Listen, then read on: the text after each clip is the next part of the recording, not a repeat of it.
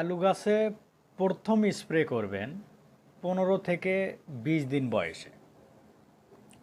প্রতি লিটার পানিতে ম্যানকোজেব গ্রুপের ছত্রাকনাশক 2 গ্রাম, সালফার 2 গ্রাম এবং ক্লোরোপাইরিফস গ্রুপের কীটনাশক 2 মিলি।